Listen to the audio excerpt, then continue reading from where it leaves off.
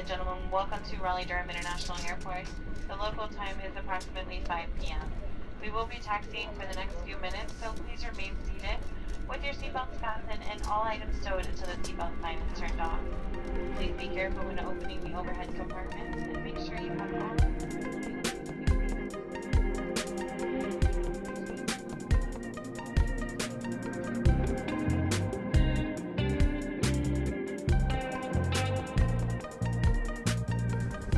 Hey everybody, how's it going?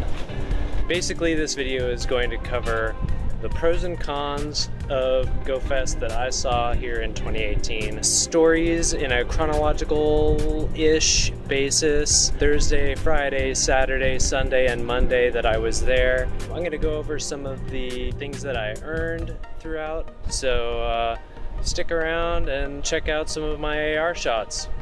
Thanks for watching. Alright, first let's talk about the cons. With 20,000 people playing Pokemon Go, plus all the other people in the city, you're gonna expect some server lag. Sometimes the server lag got pretty bad. Saturday there were raids, as I'm sure you all know, but Sunday there were no raids at all to be found in Chicago. From pretty much when Go Fest started, around 10 o'clock, and that lasted until 3 or 4 p.m. I feel kind of bad for those Saturday players who really were expecting to get out to raid on Sunday. There was nothing to be found, really. At the end of Go Fest on Sunday, there was someone in the Mystic Lounge announcing that raids were going to be boosted at the end of Go Fest. That didn't really happen either. There were at least 5 gyms within view of Lincoln Park. Once Go Fest ended, there was no raid. I walked south into the city looking for raids after the big group photo. Found one Lugia raid, there was a Machamp raid. Way to go, Machamp. Yeah, feel bad for those Saturday players. There were no charging stations. None. That was a huge disadvantage.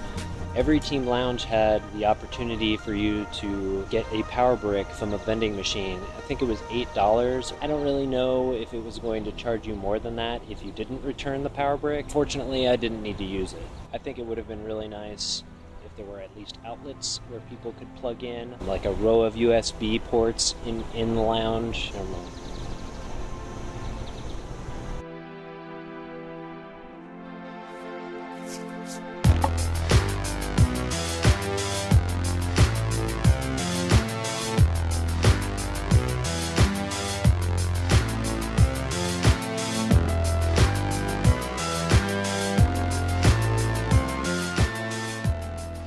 I thought I'd take a chance to talk about Chicago a little bit. It makes perfect sense for Go Fest to be there. The DTC Discord community is really strong there. They have an amazing server, an amazing community. It was really nice to be there and feel welcomed by all of you. Here's an AR photo, actually, of them that I took with my Celebi. Transportation system there is really good. The architecture there is amazing. There's really modern architecture, really classic style architecture, and the accommodation is amazing. There are tons of hotels. Chicago is also loaded with Pokestops and gyms, pretty much everywhere you looked, riding down the metro, and it was really cool to be there that weekend and see all of them lured up.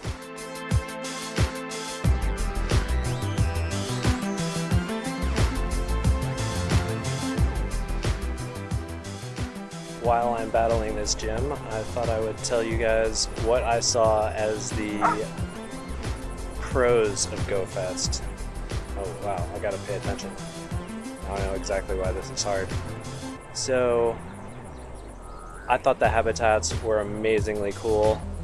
It was really convenient to have Wi-Fi at each of the entrances, and I believe throughout some of the habitats as well there was some Wi-Fi. There were no lines throughout all of Go Fest. It was really awesome. No security checkpoints. There was security there. Mostly it was a very peaceful event. You didn't have to wear clear backpacks. People were still smoking cigarettes in there. They were still using vapes. Pretty much all of the regulations they had went out the window because it wasn't an enclosed park. People were allowed to come and go as they pleased. People without tickets were allowed to be there. Regular civilians were allowed to be there. There was nothing like, didn't have to wear the sweaty, clear plastic backpacks. I'm regretting having bought one, but at least it's Pokemon themed and I'll be able to use it at future events. So that's pretty great. In addition to there being no lines, the entire park was enormous. It was almost 2 miles long and, I don't know, several hundred yards wide. Just like an enormous park. You can see it. Maybe I'll put up a little picture over here so you can see Lincoln Park in all of its glory. But yeah, just really beautiful, long park. There were only a couple of points where it was bottlenecked and I kind of felt like a cattle of nerds, but mostly it was just really open. You can see from the AR photos that I took that really people aren't really crowded in at all throughout the habitats or anything like that. Really great location. I'm glad it was there. Look forward to where they're gonna have it next year. I'm really curious. See you there.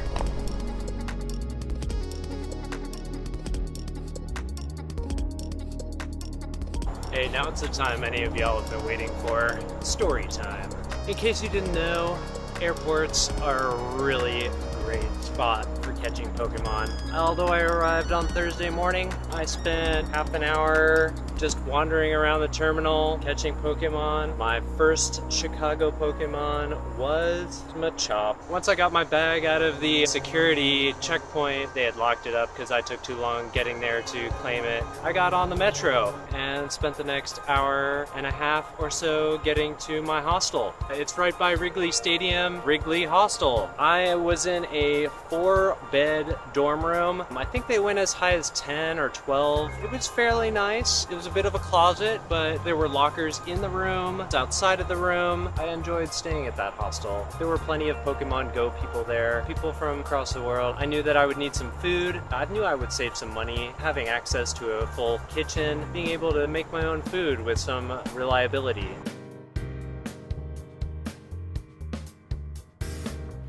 My camera overheated. Take 2.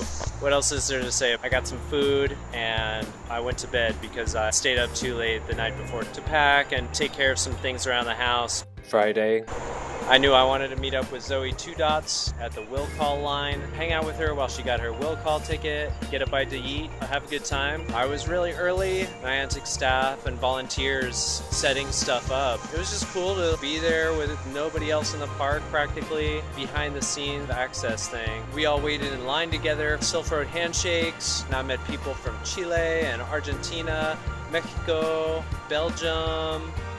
Will call. Success. I asked Zoe if she had any good egg pins. I offered her a trade. A Perfect League Go Fest 2018 pin. She gave me a good egg pin. I am now officially a good egg. I made it into one of Sparky Joy's Pokemon Go Fest videos as the umbrella holder. It feels cool to be in the video of somebody that I've seen online over and over again. It was an honor to meet them. And if y'all are watching, thank you so much for your time. It was really an honor and privilege getting to meet and hang out with y'all.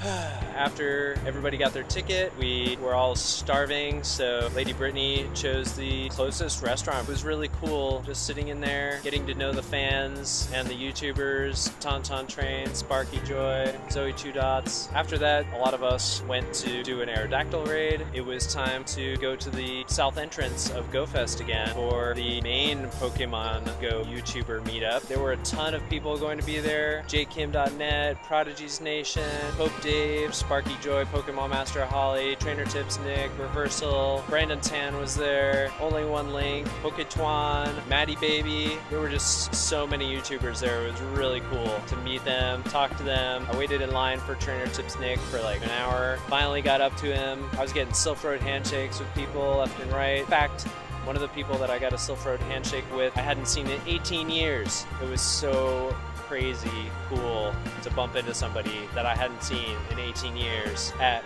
Pokemon Go Fest in line for Trainer Tips Nick. I didn't get Nick's autograph, but there's time for that. There's always Pokemon Go Fest 2019.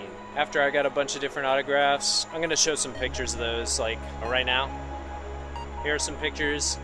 of autographs that I got from YouTubers: Pokemon Master Holly, DX1, JT Gilly, JKim.net, Sparky Joy, Tauntaun Train, Prodigy's Nation, Zoe Two Dots. I got a lot of them.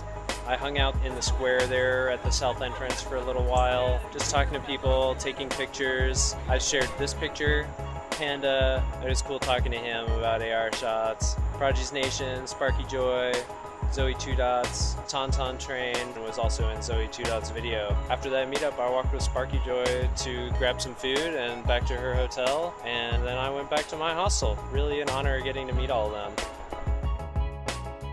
I'm still recovering a little bit from the weekend. It's just a lot of walking. I'll get to how much walking I did later. There was an after party, a replay, didn't go. I was way too tired. I'm gonna stop walking because it's hard to hold this camera steady. Saturday is coming soon.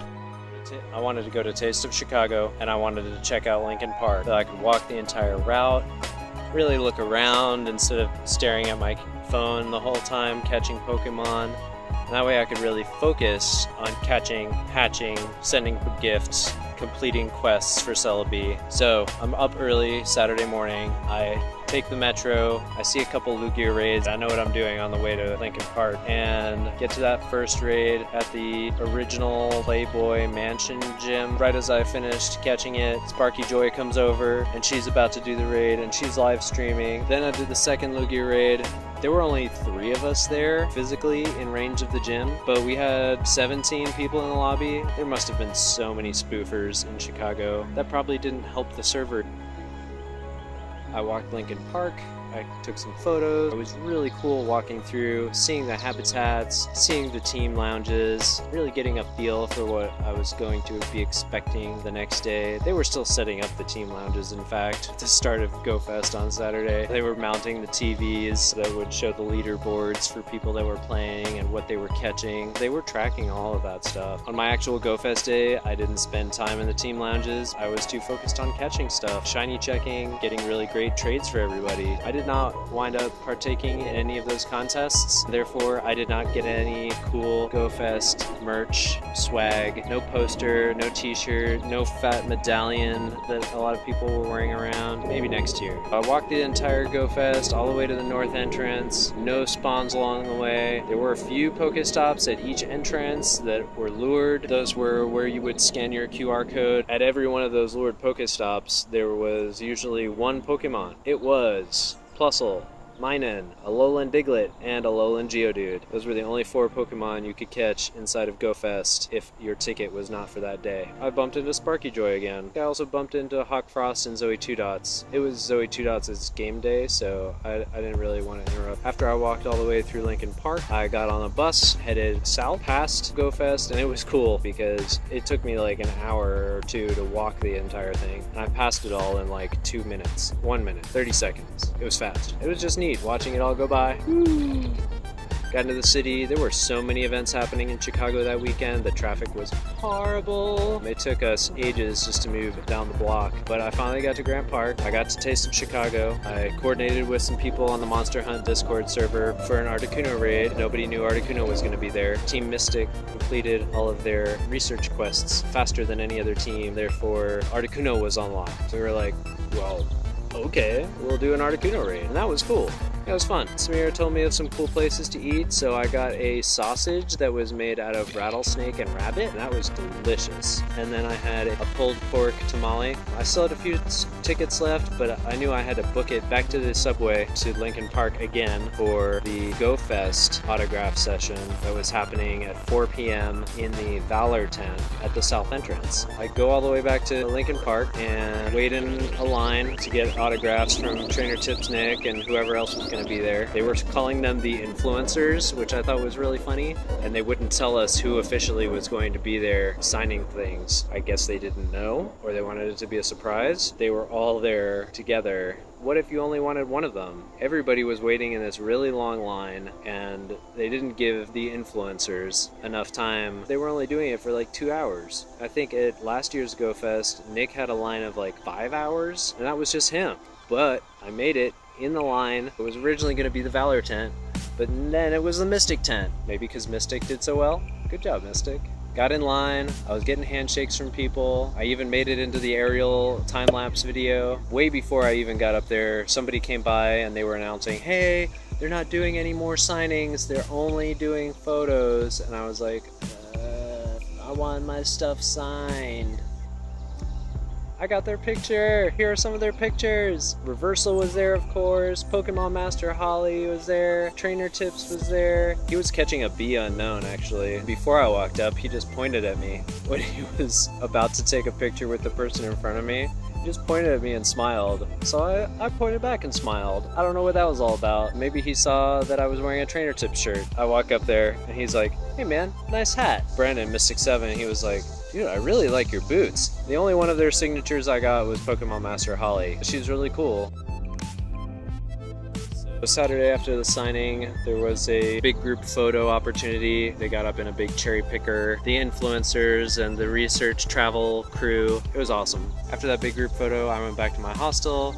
I got some food, I had to charge my devices, I did some appraisals, I transferred some stuff, and then I tried to find Lucky Strike, which is where one of the after parties was happening. There were so many lured Pokestops in that city. I got out of the subway, and I was like, boosted Aerodactyl, boosted Slackoth, boosted Aron, what's going on? And I was just bouncing from one Pokestop to the next. I got to Lucky Strike and it was just insanity in there. They were probably busy normally and we had like 2 different rooms reserved, plus some bowling lanes, plus like my ticket got me access to the private party room that the Sylph Road had. I don't do well in bars and clubs and stuff. I was there like maybe 30 minutes. I took these pictures. After the Sylph Road after party, I went to bed by like 12:30. I was gonna have to get some good rest in order to have a successful day at Go Fest. Let's talk about Sunday. I'll go over Sunday pretty quickly. I don't want to spoil y'all's Go Fest. I feel like if my recap hasn't gotten you pretty excited for Go Fest 2019, you're either excited for Pokemon Go events or you're not. Sunday, I was running a little bit late. I got to Pokemon Go Fest and people were already logged in. They were already catching unknowns. They were already catching Torkoals. People were playing in the rain. They were just making the best of it. Pokemon Go players really are not discouraged by a little inclement weather, especially people that traveled all the way to Chicago for an event. I found somebody from the Monster Hunt Discord. We got to the first habitat, which was volcanic. They were doing a contest to see who had the most Pikachu caught on their Pikachu fan medal. I decided that I might have a chance, so I went running through the crowd up to the front because the first person they called out only had like 600 Pikachu. I get up there and the guy next to me is like 1849. Really? It was like that at every contest that I overheard, you know? I heard them calling something out and then it was somebody just had this astronomically high stat for whatever they were competing for. I wasn't attending every one of those contests. I was focused on catching, completing quest objectives. Before Julia and I split off and went our separate ways, we not only bumped into Brandon Tan and got our picture with him, we also bumped into Zoe Two Dots and I traded for her Kangaskhan. It was awesome to have a Kangaskhan from Zoe Two Dots from Australia. Celebi quests were actually not that easy. The Celebi quest was really fun. The quest rewards for that second step where you catch all the types, those were some really great Pokemon that you never see in the wild. Until the last 2, it didn't occur to me to take AR photos of them. I caught 5 new shinies on Sunday at Go Fest. After Go Fest, there was again another group photo, and there was also a signing from the influencers. They're not doing any signings, they're only doing pictures. And at that point I was like, you know what, I don't need to wait in this line, I'm gonna go catch Pokemon. Gio, Nick, Brandon, if you're watching, I want you to sign my Pokeball 3DS. I need those signatures, guys. Can I mail it to you or something?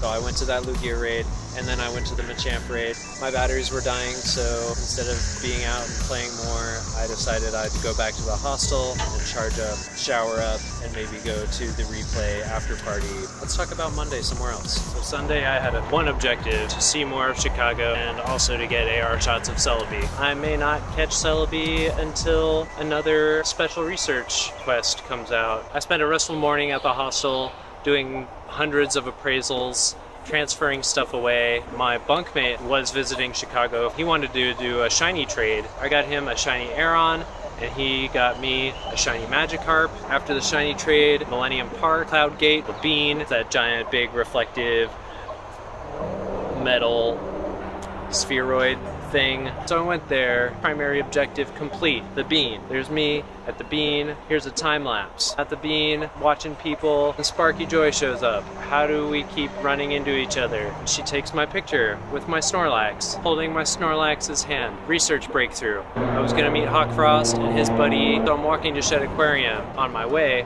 I noticed that there was a raid. Oh, I could think of no better souvenir than a shiny Absol from Chicago. I mean, maybe shiny Magikarp or shiny Shuppet or shiny Snorunt. Shed Aquarium was awesome. After that, we were gonna go to Garden of the Phoenix to take more pictures of our Celebi. Here are some of those AR shots. Here are also some AR shots of the Snorlax in the Garden of the Phoenix. It was a really pretty Japanese garden. It was also really small. It was nice to see another part of Chicago. We were all really hungry, so we knew we wanted to get some food. Shake Shake wasabi fries were really nice. You dump your fries into the bag, pour in wasabi seasoning, you shake it. And I think shaking it is the best part because it's interactive, it's fun, it makes a really satisfying noise. I left the guys getting their friend codes and Silph Road handshakes, bid them farewell. What else? Giordano's. I open up Pokemon Go after sitting down at the table and plugging in my devices to the outlet so I can charge up for the rest of the night. And on the lure, I couldn't believe it. Brandon Tan 91. I was like, do I get up right now and look for him? I didn't. He either walked out as I was looking over the menu, or he walked out before I walked in and dropped that lure as he was leaving. I was this close to hanging out with him for dinner. I walked around the restaurant and he was definitely nowhere to be seen. The pizza was really good, by the way. I recommend Giordano's. I didn't get deep dish because I knew I couldn't eat all that bread covered in cheese. It was so good, and I knew I had to walk it off. So instead of getting on a bus to the subway, I just walked to the subway station. And on that walk, on my nearby, was a Lunatone. On my last night in Chicago, buildings, subway, sig jumbulated. I'm not messing around. I got it. That's 4 new species in 5 days, plus 8 new shinies. Whatever. It was just insane. Tuesday, nothing crazy happened. I got probably 1 million experience points. I'm very close now to double 40. I did pick up my 40 times 2 badge from the Perfect League. I got a Celebi pin from Secret League, that Togepi pin from Zoe 2 Dots, the Silph Road pin. After I got home on Tuesday, I was doing more appraisals, watching YouTube videos, catching up on social media, generally resting after dinner. I messaged one of my friends, do you want to do a trade before the day is over? We pull up our games, and on the nearby is a Blissey. We have to go get it. We ran over to the Blissey, Pineapple Berry, Ultra Ball, excellent throw, and it ran. First throw. He caught his, and then he traded it to me for an extra large Magikarp. Blissey for a Magikarp, best trade ever. I got a lot of stickers, a lot of fun souvenirs. The people I met, the friends that I made, the experiences that I had, those are the best souvenirs. I spun 51 different photo discs at gyms in Chicago. Distance walked 99.1 kilometers or 61.5 miles. Thursday, Friday, Saturday, Sunday, Monday, and Tuesday. That's a lot of walking. We can wrap this up right here. So leave your comments in the comment section. Can y'all see that? Can you see it? Is it too bright? Is it too dark? What is it? Tell me. What is it? Is it shiny? I can't tell. It's not shiny.